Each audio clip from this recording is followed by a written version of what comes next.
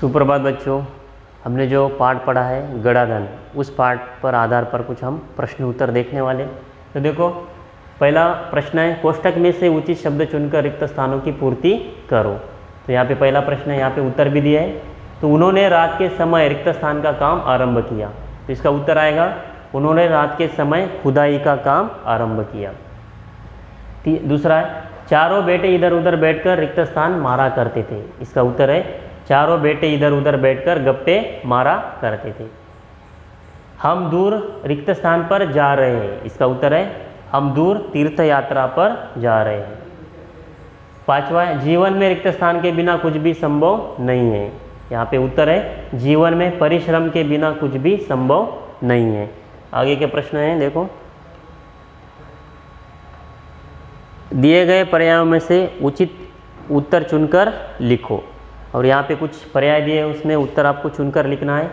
रामदीन बेटों के रिक्त स्थान, यहाँ पे अ है, झगड़ालूपन से परेशान था। ब, कायरपन से परेशान था। और क, अल्लड़पन से परेशान था। इसका उत्तर क्या आएगा, रामदीन बेटों के अल्लड़पन से परेशान था। आगे का देखो, गड़े धन की बात सुनकर रिक्त स्थान, अ, बेटे चिंतित हो गए। ब, बेटे खुश हो गए। क, बेटे हैरान रह गए। तो इसका सही उत्तर क्या है, गड़े हुए धन की बात सुनकर बेटे खुश हो गए। यहाँ पे ब।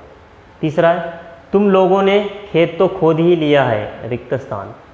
अ, अब उसमें यूं ही छोड़ दो। ब, अब उसे पानी से भर दो। क, अब उसमें बीज बो दो। तो इसका सही उत्तर क्या है, क आता है, तुम लोगों ने खेत तो खोद ही लिया है, अब उसमें बीज बो दो। आगे, माता पिता आते ही बेटों ने रिक्त स्थान, अ, उनके चरण स्पर्श किए। उन्हें बुरा भला कहा। क, उनसे शिकायत की। तो इसका उत्तर क्या है, उनके चरण स्पर्श किए। माता पिता के आते ही बेटों ने उनके चरण स्पर्श किए। आगे का देखो, सही विधान के सामने सही और गलत विधान के सामने गलत का चिन्ह लगाना है। तो देखो, यहाँ पे पहला है, रामदीन परिश्रमी किसान था। इसका उत्तर है सही है। रामदीन अपनी पत्नी की चिंता रहती थी, ये गलत है। आगे, एक मित्र रामदीन को तीर्थ यात्रा पर जाने का उपाय सुझाया। एक मित्र ने रामदीन को तीर्थ यात्रा पर जाने का उपाय सुझाया, ये गलत है। आगे, चारों भाइयों ने हरिनाथ की सलाह नहीं मानी। चारों भाइयों ने हरिनाथ की सलाह नहीं मानी, ये भी गलत है। फसल बहुत अच्छी हुई, ये सही है। गड़े धन का राज बेटों की समझ में आ गया, ये सही है।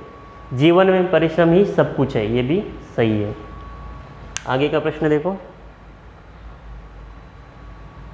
आप निम्नलिखित प्रश्नों के उत्तर एक एक वाक्यों में लिखो। तो पहला प्रश्न है, देखो यहाँ पे, रामदीन के जो बेटे थे कैसे थे। यहाँ पे उत्तर है, रामदीन के बेटे बहुत आलसी थे। दूसरा है, रामदीन को किसकी चिंता सताया करती थी। इसका उत्तर है, रामदीन को अपने बेटों के भविष्य की चिंता सताया करती थी। तीसरा है, पत्नी ने रामदीन को कहाँ जाने का उपाय सुझाया। तो इसका उत्तर है, पत्नी ने रामदीन को तीर्थ यात्रा पर जाने का उपाय सुझाया। बेटे क्या सुनकर खुश हुए। तो इसका उत्तर है, बेटे खेत में गड़े हुए धन की बात सुनकर खुश हुए। आगे, बेटों ने खेत की खुदाई क्यों आरंभ की। तो इसका उत्तर है, बेटों ने गड़ा हुआ धन पाने के लिए खेत की खुदाई आरंभ की। आगे का प्रश्न है, खेत की खुदाई करने पर क्या नहीं मिला। इसका उत्तर है, खेत की खुदाई करने पर गड़ा हुआ धन नहीं मिला। हरिनाथ ने चारों भाइयों को क्या सलाह दी। इसका उत्तर है, हरिनाथ ने चारों भाइयों को खेत में बीज बोने की सलाह दी। आठवां, किसके बिना कुछ भी नहीं मिल सकता। इसका उत्तर है, परिश्रम के बिना कुछ भी नहीं मिल सकता है। आगे देखो, निम्नलिखित प्रश्नों के उत्तर लिखो। रामदीन परेशान क्यों था। तो इसका उत्तर, रामदीन के चारों बेटे बहुत आलसी और अल्लड़ थे। वे हर समय इधर उधर बैठकर गप्पे मारा करते थे, इसीलिए रामदीन अपने बेटों के भविष्य को सोचकर परेशान था। दूसरा है, तीर्थ यात्रा पर जाते समय रामदीन ने बेटों से क्या कहा। इसका उत्तर है तीर्थ यात्रा पर जाते समय रामदीन ने बेटों से कहा कि मैंने खेत में धन गाड़कर छिपा रखा है, यदि कोई ज़रूरत पड़े तो उसे निकालकर उपयोग कर लेना। तीसरा है चारों भाइयों को पिता की कौन सी बात याद आई? तो इसका उत्तर देखो, चारों भाइयों को पिता की खेत में गड़ा धन निकाल लेने की बात याद आई। चारों भाइयों के मन में उत्साह कब जागा? इसका उत्तर है हरिनाथ की बात मानकर चारों भाइयों ने खेत में बीज तो बो दिए, कुछ समय बाद उनमें से अंकुर निकल आए। उन्हें देखकर चारों भाइयों के मन में उत्साह जाग आया। तो ये थे हमारे आज के जो गड़े हुए धन के जो पाठ के प्रश्न उत्तर।